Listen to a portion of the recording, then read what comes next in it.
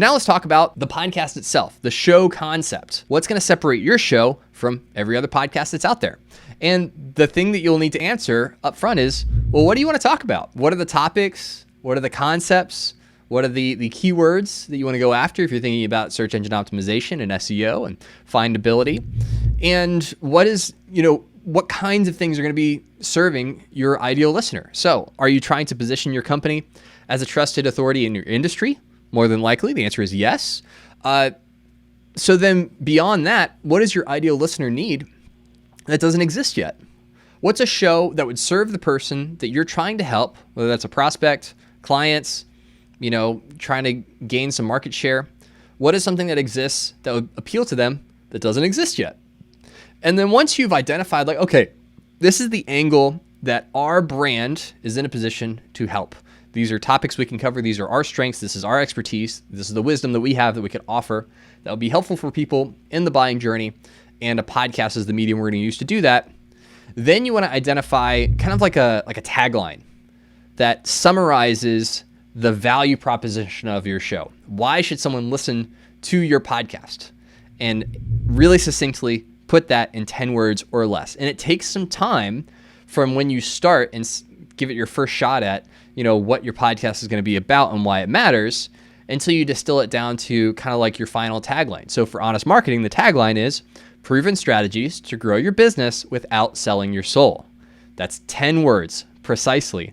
And it communicates the value of this show. And so if you are an entrepreneur, a business owner, or somebody who's the head of marketing at your company, and you want to grow your business, like you care about getting more revenue so you can continue to pay your employees and maintain and grow profitability, but you want to do it with integrity, then that tagline would really appeal to you and the things that you care about, right? And so when you have that tagline, you now have a filter for why someone should listen to you versus all the other shows that are in your category, right? So that would hopefully communicate why someone would listen to this podcast over any of the tens of other marketing podcasts that they could, okay? So once you identify the missed opportunity or the opportunity no one's really taking advantage of that you can speak to and come up with topics really easily to talk about, then identify a sentence or a tagline that clearly communicates that to your ideal listener. And this could be simply repurposing content you already have. And so if you've already done a lot of SEO research and you have a blog or you have handouts and guides and video series that perform well and that your prospects and customers and clients already like and appreciate, just create podcast versions of those. That could be the first episodes that you do as you get up to speed. But you really want to be disciplined about serving your ideal listener and creating content that's just for them. So once you know what you want to talk about and you have that tagline, then you want to come up with the name of your podcast, something that clearly communicates the value of the podcast, but isn't too obscure or too obtuse or too cute. You want it to be really obvious when someone sees your podcast in a directory or an app like Apple Podcasts or Spotify. You want them to immediately know if it's for them or not. And so you want the name of your podcast to communicate that. And so here are some examples of really good podcast names. How to Buy a Home. That's also the tagline of the show, but it would also be the name of the show. You want to buy a house? You want to buy a home? Here's a podcast just for you. How to Start a Podcast. Another great podcast name. B2B Marketing Show. So if you run a marketing agency and you work with B2B clients, B2B Marketing Show would be a fantastic podcast name, because if one of your clients or prospects sees that, they're going to think, that's for me. Modern Church Leader. This Week in Tech. These are all really good podcast names because it clearly communicates the value of the show to your ideal listener, and they can quickly decide, is this for them or not? Now, should you put your business name in the name of your podcast? My recommendation is no, because there's another field called the artist field where you can put the name of your business. Now, if this is a personal brand that you're building, you want to put your name in that field when you're setting up your podcast and your podcast host, and I'll tell you a little bit about that here in a second. But you don't need to put your name or your business's name in the name of your podcast. Now let's talk about formats. What's going to be the format of your show? There's two main formats that work really well for branded podcasts. The first one is interview style episodes where you as the host or somebody on your team is hosting the episodes and they're asking questions about guests that you bring on, and you get a new guest every single week. This could be prospects, so people that are kind of in your industry, but you're not doing business with them yet. So this would be really great if you're in the B2B space. Could be customers trying to get testimonials and people to share their story of how your business has helped them and helped make their life better. And you want to use that as leverage to then convince other people that are on the fence that you are the business to do business with.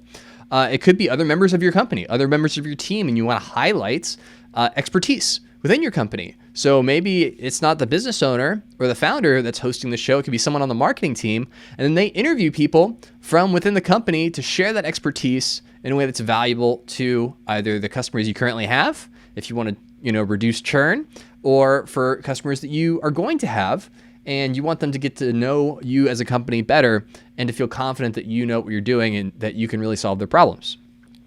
Or it could be people that you're trying to network with, which is my strategy for this podcast. And so with an interview show, you just set up a time to record that interview. You come ready with some questions that you want to ask, and then you have a great conversation, all through the filter of, is this helping my ideal listener and making their life better? On the flip side, another format you could go with is a solo format, which is exactly what this episode is. It's just me talking, sharing information that's either informative or entertaining to help you and make your life better in some way. So comedy podcasts, it's all about the entertainment, right? But you're not learning how to do anything in particular. You're not acquiring a skill. Or it could be more information focused. So like breaking down something desirable into steps that someone can follow, which is what this episode is. So you can either do only interview, only solo, where you just have one person talking, or a mix of the two, which is what I do on this podcast.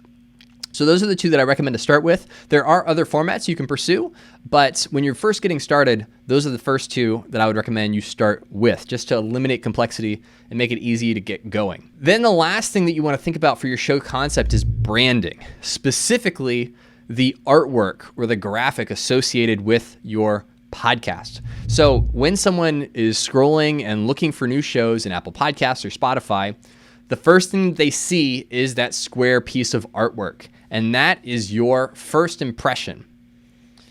That matters so much for podcast discoverability and for when you're sharing the show to actually get people to listen to an episode. And the reason the artwork is so important is because listeners will determine if your show is worth listening to based on how much effort you put into that piece of artwork, that single graphic. And if it looks like you gave it to a college intern who whipped something up in Microsoft Paint, then that's going to be what they think the show is going to be. That's going to be their impression of the quality of the show that they're listening to. If, on the other hand, you have really professionally designed artwork, then that's going to give the opposite impression, that this is a show that they can be confident is going to be worth their time. Because remember, when someone subscribes to listen to a podcast and they listen to an episode to decide if it's good for them, they're listening for like 30 or 40 minutes. Like there's a lot of costs to count. There's a lot of things they could do with that time, and they're trying to decide if they should spend it listening to your show.